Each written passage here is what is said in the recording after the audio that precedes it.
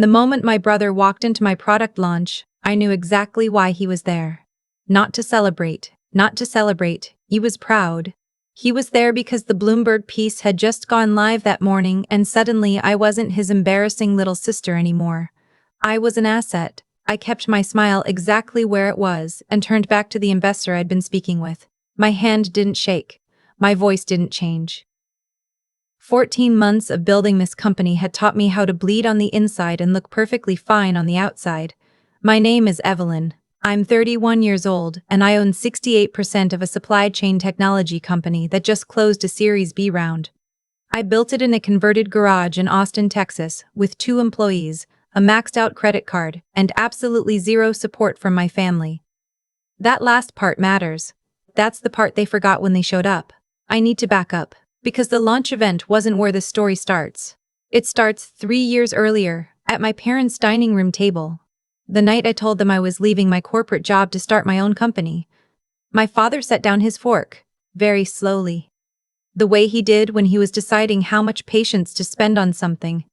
"You have a 6-figure salary," he said. "You have benefits. You have a career track." "I have an idea that's better than all of that," I said. My mother looked at my brother across the table. That look, the one they've been exchanging my whole life, the silent language of the 2 of them deciding something about me without including me, my brother. He was 34 then, still working in middle management at a logistics company, still borrowing money from my parents every few months. Leaned back in his chair and actually laughed. Not a mean laugh. Worse. A patient one. The kind you give a child who thinks they can fly. "Evie," he said, "you don't know anything about running a business." "I know more than you do," I said. I wasn't being cruel. It was just true. That was the wrong thing to say. In my family, truth delivered directly was always the wrong thing to say. My mother pushed her chair back from the table and started clearing dishes, which was what she did when she was done with a conversation. My father said he wouldn't watch me throw my life away. My brother said I was being naive and impulsive, and that I'd be back in 6 months asking for help. Nobody asked what the idea was. Not one of them. I drove home and sat in my parking lot for 20 minutes. Then I called my best friend and told her I was doing it. And I did. The first year was the kind of hard that doesn't make for good stories because it's mostly just grinding. I won't dress it up. There were weeks I ate the same $5 rotisserie chicken from the grocery store 4 days in a row because it was efficient and cheap, and I didn't have time to think about anything except the product. My co-founder, Jade, a woman I'd worked with at my old company who'd believed in the idea from the first conversation. And I worked 16-hour days in that garage. We had a whiteboard that took up an entire wall. We had a coffee maker that broke twice and that we kept fixing with rubber bands and determination. We had zero outside funding for the first 8 months. My family knew none of this. We had stopped speaking almost immediately after that dinner. My mother sent one text, 2 weeks after, saying she hoped I'd come to my senses. I didn't respond. My brother sent nothing. My father sent a forwarded article about startup failure rates, without comment, which I think was meant to be persuasive.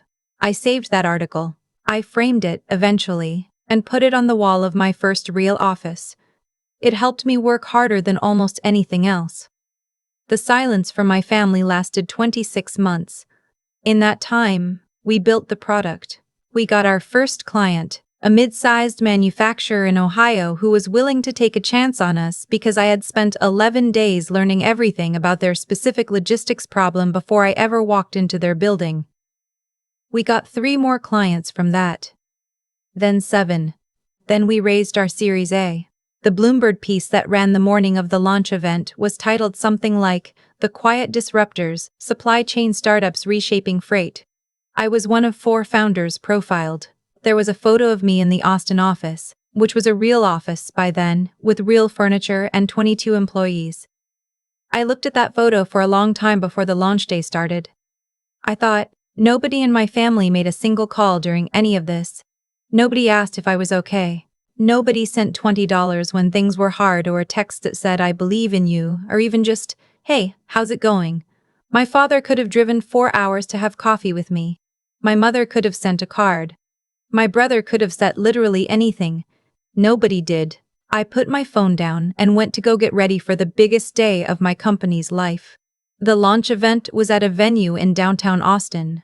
We had 60 attendees, clients, investors, press, and a few people from the tech community who'd been watching us. I was wearing a blazer I'd bought specifically for the occasion and had worn twice before the day to make sure I wouldn't feel like I was in costume. I was 40 minutes into working the room when I saw them come through the door, my father first, then my mother, then my brother with his wife beside him. A woman named Adrian who had barely spoken to me the 3 times I'd met her, because she took her cues from my brother, and my brother's cue about me had always been dismissal.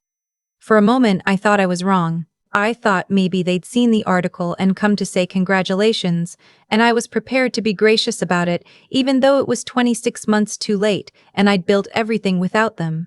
Then I saw my brother's face, and I understood. He had the expression of someone who had figured something out.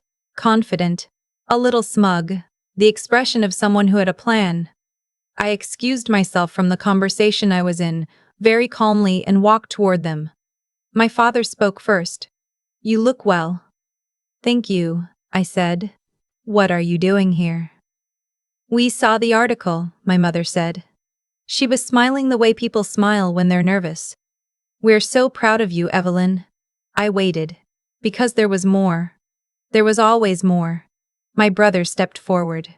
He put his hand briefly on my arm, this practiced, warm gesture that felt like something he'd rehearsed on the drive over. "We need to talk to you," he said. "About the company." "This is my product launch," I said. "There are 60 people in this room." "It won't take long," he said. They steered me toward a quieter corner near the catering table. One of my employees caught my eye from across the room, my operations manager, a brilliant 27-year-old named Theo who could read a room like nobody I'd ever met. I gave him a small nod. He started drifting closer, casually. My father opened the conversation the way he always opened difficult conversations, by making it sound like he was doing me a favor. "Your brother has been thinking seriously about transitioning into the startup world," he said.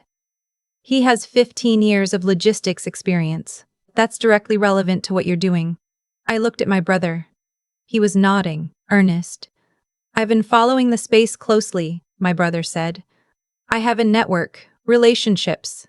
I know how to manage teams." "What are you asking?" I said. I wanted to hear him say it. He said it. I wanted to hear him say it. He said it. "A leadership role, something at the VP level. Or, hey," he glanced at my father. "We were thinking, given the family dimension of this, something with equity. A co-founder type arrangement." I stood very still. "You've been in middle management for 15 years, I said. "At a company that laid off 12% of its workforce last quarter." I looked it up. A muscle in his jaw tightened. "That's not—" "You didn't call me once in 26 months, I said. My voice was perfectly even. I had not raised it. Around us, the launch event continued. Soft conversations, the sound of glasses. Nobody could tell anything was happening. "You forwarded me a failure statistics article. That was the last communication I received from you before today." "Evelyn," my mother said, "family is complicated." "I know it is," I said. "I've had 26 months to think about how complicated it is." My father straightened. When diplomacy stopped working, my father always moved to authority. It was his only other gear. "You're being unnecessarily difficult about this," he said. "Your brother has skills that could genuinely help you. The least you can do is have a real conversation about it." "This is a real conversation," I said. "We're your family," he said. I looked at him for a moment. "Theo," I said without looking away from my father. Theo materialized at my elbow with the quiet efficiency that made him invaluable. "Yeah? Can you make sure the 4 o'clock presentation slide is queued up?" "Already done," he said. And then, because he was perceptive in a way that took my breath away sometimes, he simply stayed. My father looked at Theo, then back at me. The presence of a witness changed something for him. "We'll finish this later," he said. "No," I said pleasantly. "We won't. This is my event. I'm going to ask you to leave now." I want to be honest about what I felt in that moment. Because I think people expect a triumphant feeling, and the reality is more complicated than that. There was something cold in my chest. Not anger. Anger would have been cleaner. It was something closer to grief, the specific grief of watching something finally end that you'd been hoping wasn't already over. For 26 months, some small part of me had been waiting for a call. Not a call about equity, just a call. Hey, how are you? I'm sorry I wasn't better. Anything. Standing in the corner of my own launch event, watching my father's expression go from authority to calculation, I understood that the call was never coming. And I understood that my mother's pride today, my brother's sudden interest in logistics startups, my father's talk about family. It was all a response to Bloomberg. It wasn't about me. It was about what I represented now. I swallowed all of that and went back to my event. They didn't leave right away. I saw my brother working the room for a while. Introducing himself to people, I could tell from the body language, with some version of, I'm her brother. I caught one of my investors, a sharp woman named Claire who'd backed us from the first pitch, glancing between my brother and me with an expression that asked a question. I found a moment to get to Claire before he did. My family showed up uninvited, I told her. The man in the gray jacket will probably try to tell you he's involved with the company. He's not. Claire nodded once, the way decisive people nod. Got it. Then she squeezed my arm briefly, a small human gesture, and went back to her conversation. 40 minutes later, my brother found me again. His wife had found a seat somewhere and my parents were near the door, watching. You humiliated us, he said. His voice was low and tight. I asked you to leave, I said. In front of one person. You stayed for another 40 minutes and introduced yourself to my investors as someone connected to the company. I was trying to help. You were trying to position yourself, I said. There's a difference, and you know there's a difference. He shook his head. There was something shifting in his face. The plan hadn't worked, and underneath the plan there was something raw. I recognized it because it lived in me too. The complicated feelings that accumulate in families that don't know how to love each other without keeping score. I have a family, he said. A mortgage. Adrian and I are trying to have a baby. Things are harder than they look right now. I heard that. I did. I know things are hard, I said. I know what hard looks like. I ate the same rotisserie chicken for 3 years and I didn't call you and ask you to fix it because that's not how it works. He didn't say anything. I have 22 employees, I said. People who showed up before Bloomberg, before the Series A. Before any of this. People who took a risk on this company when it was a whiteboard in a garage. If I hand equity to my brother because my brother needs it, what do I say to them? I saw something happen in his face. An argument dissolving before it was made. Go take care of your family, I said. That's real. I hope things get better. But I can't give you a seat at this table. He left. My parents followed. My mother looked at me as she passed, and I could not entirely read what was in her face. Something between hurt and something that might have been underneath all the other things, a small amount of recognition. The product launch was a success. We signed 2 new clients before the end of the evening. Claire introduced me to a contact who would become part of our next funding conversation. Theo stayed until the venue closed, helping break down the setup, and on the way out he said, "Family stuff, huh?" And I said, "Yeah." And he nodded like that was sufficient, which it was. I drove home that night with the windows down despite the October chill. Austin at night has this particular quality, warm and lit and still humming, and I let it do what it always did, which was remind me that I had built a life here entirely on my own terms. I won't tell you that what came next was justice in some neat, satisfying sense. Life isn't usually that clean. What I will tell you is what happened over the following year. My brother's company announced another round of cuts 6 weeks after the launch. He was part of them. He called me once, a number I didn't have saved anymore, and I let it go to voicemail.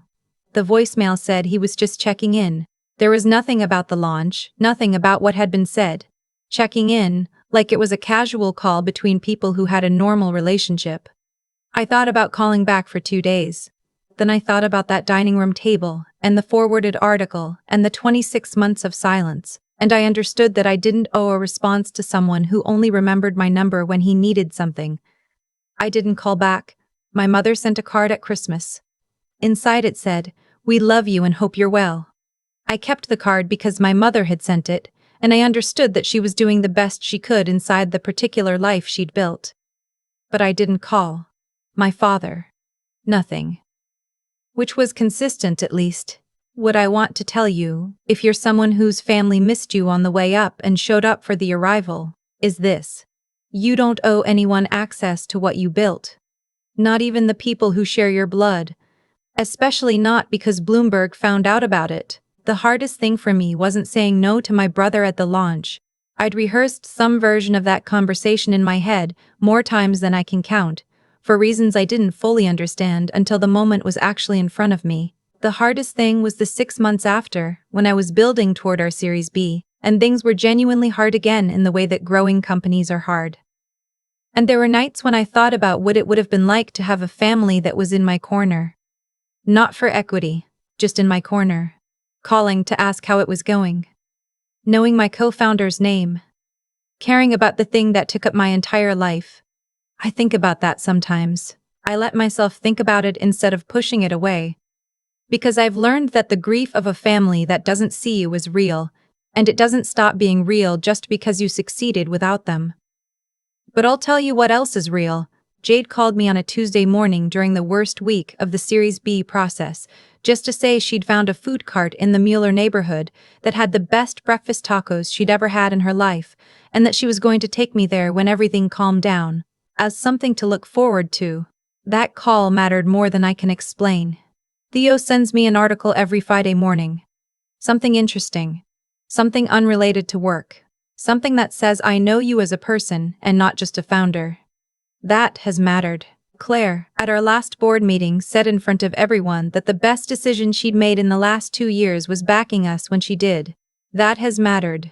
You build your family, in the end, from the people who show up before the Bloomberg piece. Hold on to them. Don't confuse the ones who appear after with the ones who were there during.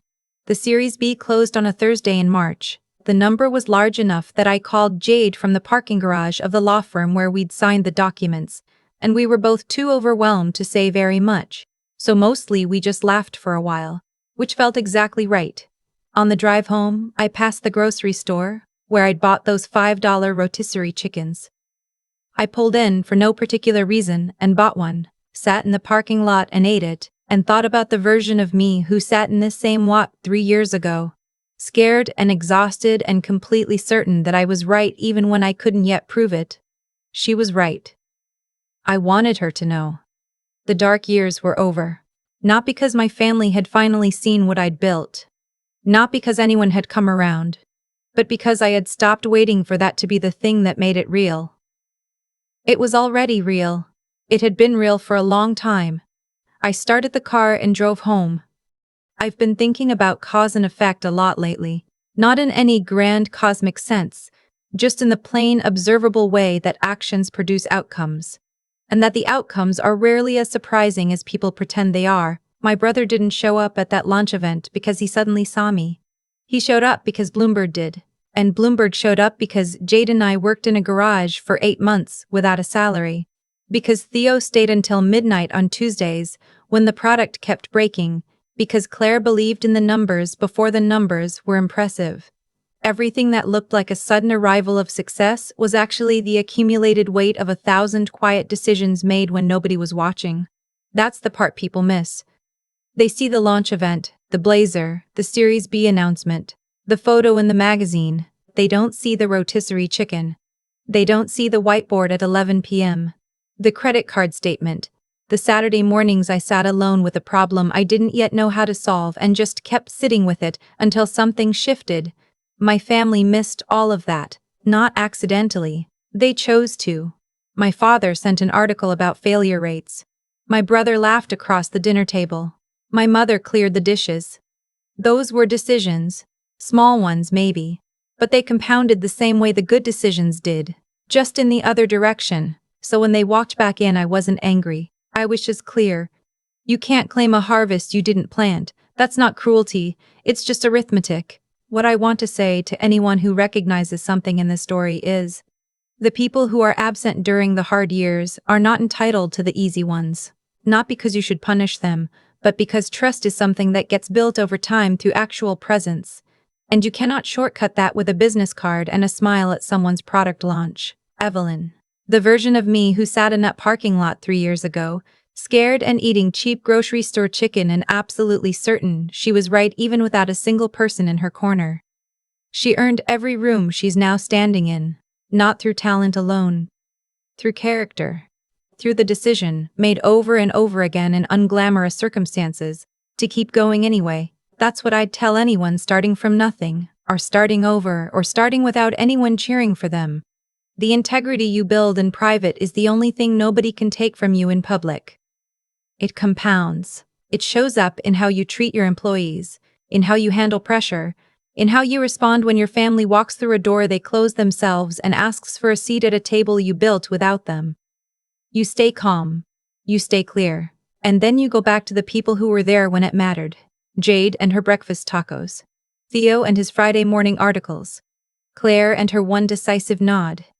And you hold on to them like the rare and irreplaceable things they are. The rest takes care of itself.